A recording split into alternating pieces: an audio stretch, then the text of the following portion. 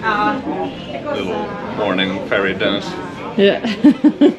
Very Casual, subtle, yeah. like nothing too extravagant. This is the arrival to Helsinki.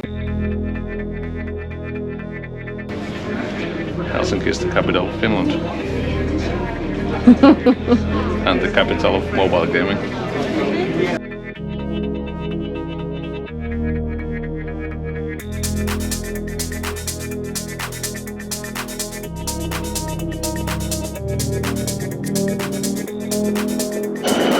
This is the matchmade office. Shoot the matchmade office, please.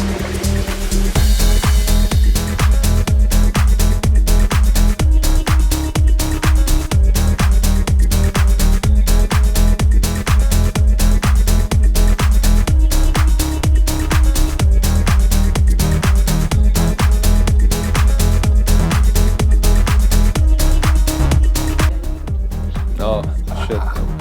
Sorry. Need some makeup. Shoot, I would fucking need some makeup. I'm Pengfei. I came to Finland 16 years ago, 2008. In Otaniemi, I had this minor subject which was called auto winter program. So that was surrounded by startup people, like people full of ambitious, like I want to do this, I want to do that. And to be fair, I wasn't typically thinking about startups, but then, I didn't know what I wanted to do at that, 19 years old. You want to do 20 years old. Anyway, I joined a startup called Amplifier, and you know them really well. And thanks to Jussi and Pe who gave me the chance to get into the industry. That was 2012. So back then we're making Facebook games and then doing AirPlay.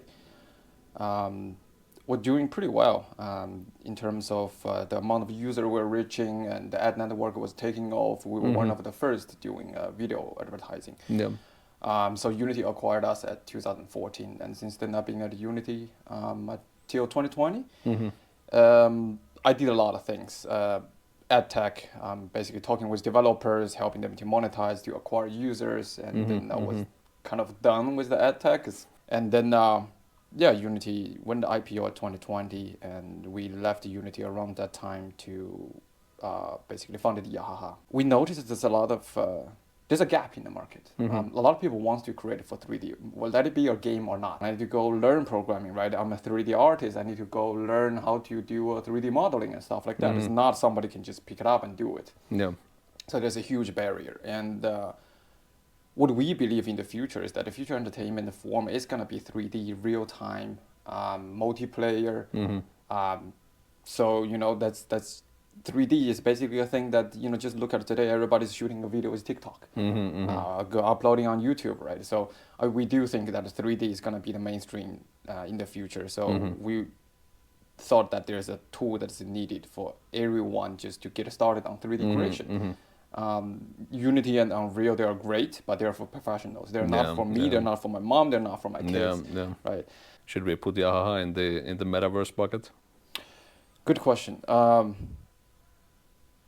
Define metaverse, right? That's kind of the question. I mean, to be fair, we are not here to define metaverse. I mean, people call us metaverse, or the problem is that nobody really can define metaverse nowadays. For us, it's more like we just want to leverage UGC to have the community, to have everyone to build this fun place together with us. Yeah. You can call it metaverse or you don't. It doesn't matter for us. But at the core, we do think, I mean, if there's a term, you can call it as Web 2, but just the traditional content leveraging UGC. There's no Web 3 elements in the platform. There's a lot of reasons why we don't do Web 3. Can you talk a little bit more about the initial inspiration or the kind of kickoff of the company? Yeah. So I do think that the initial idea, we were inspired by two companies. One is basically Roblox. The other one is a TikTok. And when I look at a game like this, I'm like, why are people playing this? What is the magic? And why is it topping the chart? But it's interesting. I mean, the first time when I saw it, I was like, this is a cheap knockoff of Minecraft. But then when you actually look into it, you realize this is way older than Minecraft. It started from education, right, slowly developing into a UGC platform. It was super interesting that how are they building this whole ecosystem with a completely new approach by lowering the barrier of the 3D creation and just turn the idea into something that is fun. Everybody can share, can play together. But we didn't really know how Roblox was doing. That was not even IPO'd Roblox, right? So we didn't know if this is a kind of like a solid business model that we can build a business upon it. Can it scale? Is this sustainable? We didn't know that, but we were quite interested in this kind of a UGC approach. And talking about TikTok, basically TikTok sort of answered the second half of the question, which is that is this sustainable, kind of this whole economy, this whole low barrier thing. I mean, if you compare YouTube and TikTok, I can say that TikTok is more widely acceptable compared to YouTube, even though YouTube, it is quite popular. But we're thinking why, right?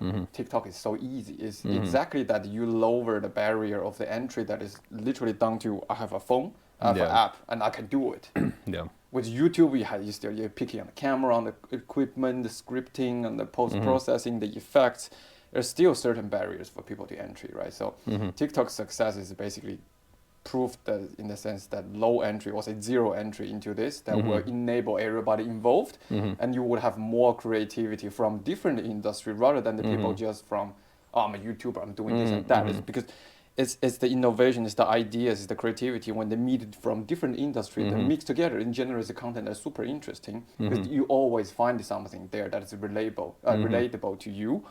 And you start to share this kind of stuff as well, so it starts to roll, right? So that's kind of where the whole Yahaha inspiration coming from. When people talk about the Finnish games industry, like they usually it's Rovio, it's Supercell, maybe they know Remedy and Housemarque and whatnot. But then there's this whole story that's kind of untold, which is the story of Amplifier and Unity. I realized the Finnish game industry is very tight in the sense that everybody's very well connected. Everybody knows everybody. It's small in the sense that, everybody knows everybody and everybody helps each other. That's a great thing. I mean, they don't see each other as a competitor like, oh, no, I talk to you, you make a better game, what do I do? Everybody's very open to share my learnings, how we can do together as an industry to make the whole industry better. So I do think there's a big part of that helps this small community start to escalate in the sense that it grows bigger and bigger and people jumping in to build up early stories.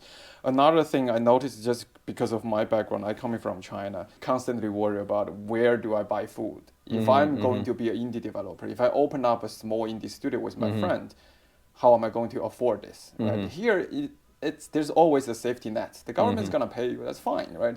It's kind of like you can balance the risk so that you're more, you're more encouraged, or say you're more brave. You're able to try to deliver something. Where in China it's more like, this is too big a risk. I can't afford to do this and nobody's going to give me the funding. There's no government helping. I'd rather just work for a bigger studio, right? So the bigger companies, they're like, EA, Blizzard, these guys, they don't really do anything. FIFA 23, FIFA 24, right? Call of Duty 1, 2, 3, 4, 5. So what? Everybody's so tight and there's always meetup you can go. There's always some sharing, workshop. Even, this time I'm going to GDC next week. There's going to be Google with Finns. There's Apple with the Finns. That's crazy, which is great, to help everybody to grow. There's one thing I do say is that the talent pool is still quite small in a sense. I mean, when you try to build a top-notch tech, I would say a top-notch game that with great content, you want to hire the best of the best. The best of the best here, they're all working for, the bigger companies, the better companies, or, they're doing something by themselves. It's extremely hard to hire. There's also, in Shanghai, there was lockdown. Which was harsh. It's horrible. It's horrible. I mean, nobody likes that. And it's hard for Helsinki people to understand, like, why there's this lockdown? Like, what's the point? Like, there is definitely the culture difference. But I don't think that's necessarily a bad thing because most of the times it does help. Because when you see the same thing from two different perspectives, you get more ideas, you get more creativities. So that's kind of definitely, I would say, it's more upside than the downside. Communication and empathy are not the typical hallmarks of Finnish tech companies, so it's interesting that those are the two things that you highlight, and it sounds like it's like a deliberate thing. It's something you guys have put thought into. I think it's also because we founded the company in 2020, where the whole until this point 2.5 years, right, and probably among 2 years we were in the pandemic. That was super difficult. At the beginning Europe was pretty fucked up, and there was nothing in China.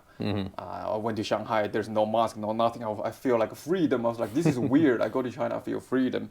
And then there's later parties that, China locked down and there's nothing in Europe anymore. So we both share the same experience of being in the pandemic. And I think during those times, a lot of people also think about, because they experienced it, they naturally also understand how people would feel.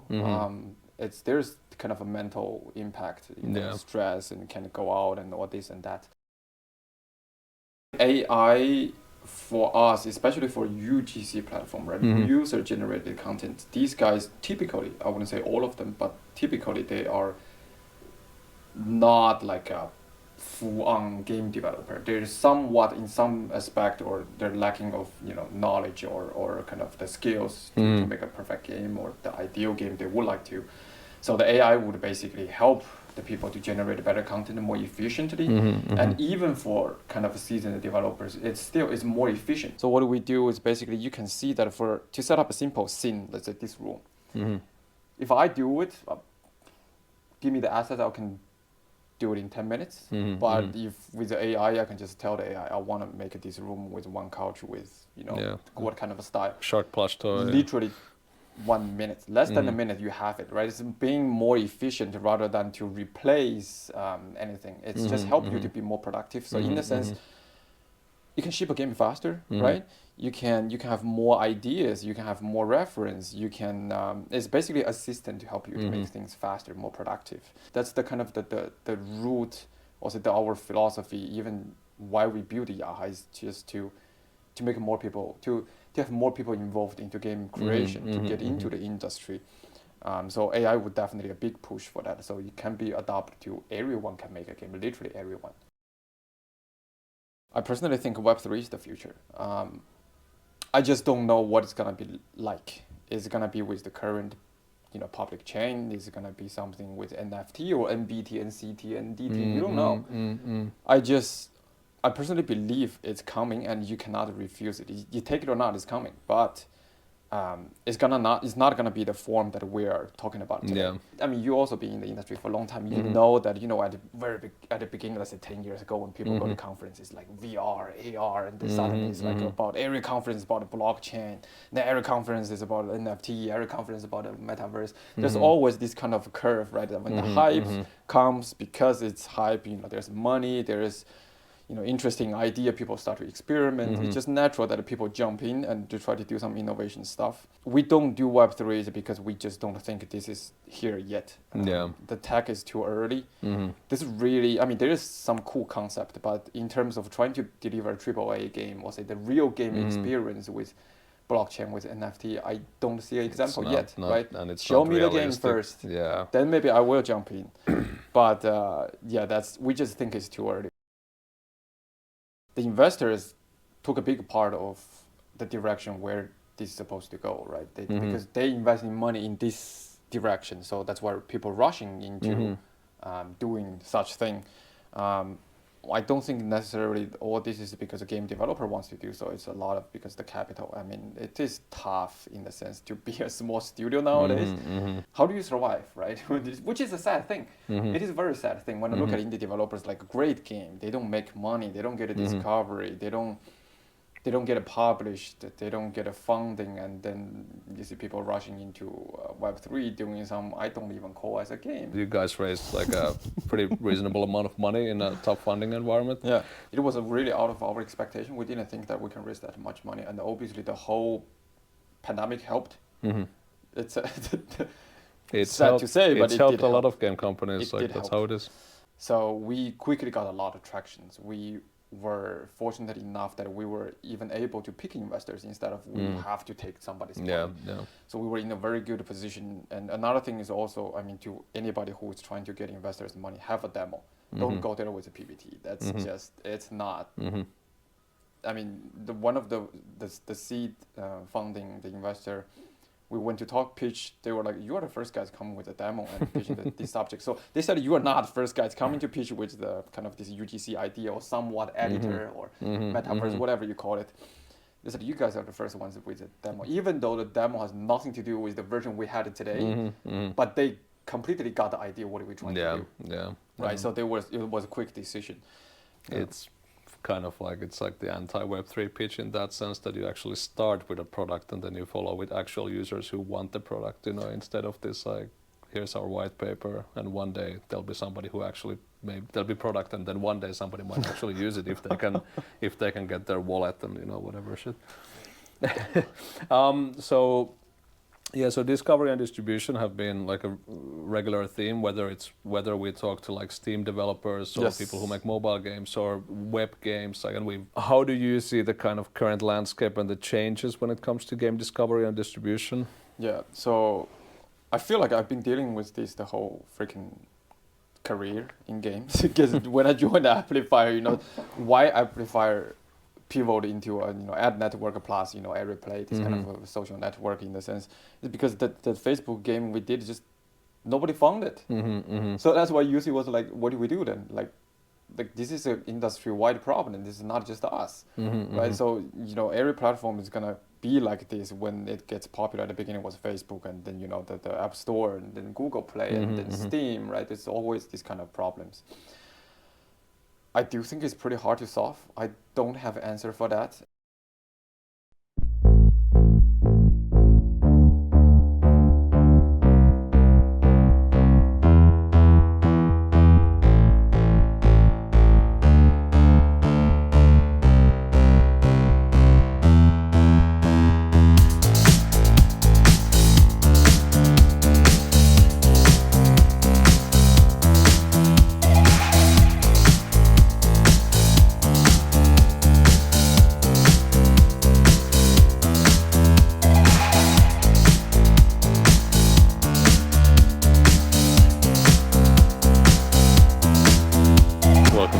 Lovisa, where we are eventually about to go swimming in here. So this somewhat intimidating looking device is an ice saw. Ouch, fucking sharp. I think I already cut myself. Cool. This is what we call a icy holy makey thingy.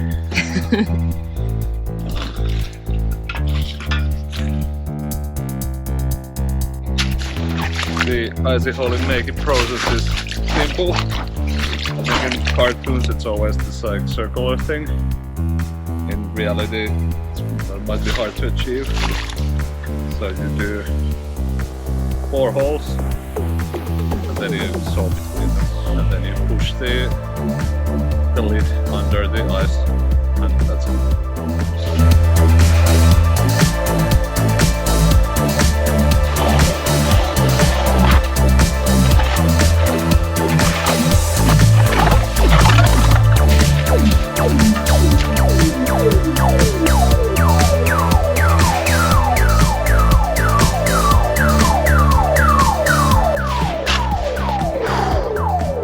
There's some manual labor still.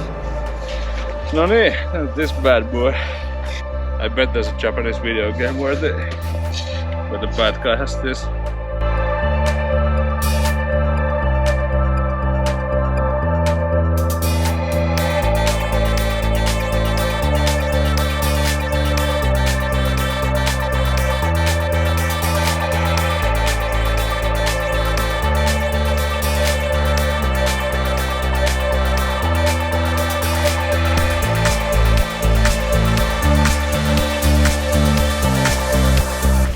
Okay, cool.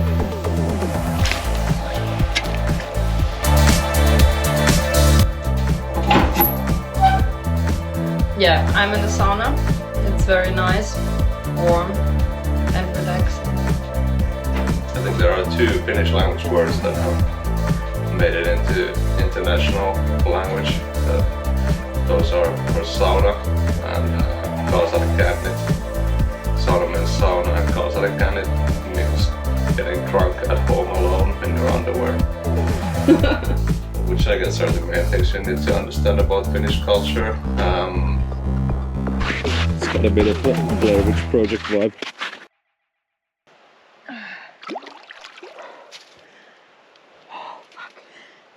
Can I interview you? Yeah. do it, but do it fast. Okay, any comments? Yeah, it's cold. It's good. Whew. Smile for the camera. Yeah. Yeah. Whew. How long are you gonna be in there? Forever. For trees and nature. Whew, it's cold. Oh, yeah. Whew. Yeah, nothing new. I do this all the time as a Finnish person, obviously. You know. Okay.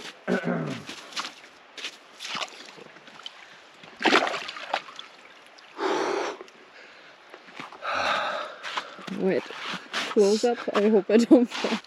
Such a good time. I'm dying. Let me out. Okay. Ah. Jesus So, fucking how was Christ. it? Such good time. Christ almighty. Okay, move. Okay.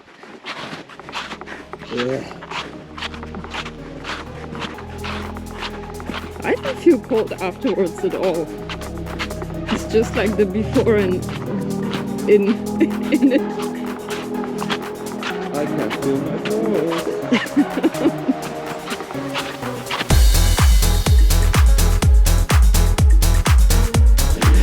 Wait, can you? Can I film myself? Yeah. Hi, on internet. It's me, your favorite boy. Your favorite middle-aged influencer marketing company CEO. Creator marketing company CEO. Traveling straight from Wrocław to Helsinki. It's amazing if you really love buses. That's the summary. If you don't love buses, then that's great. And early mornings, if you love early mornings, and late evenings, it's also great. Can be a very positive experience for some people.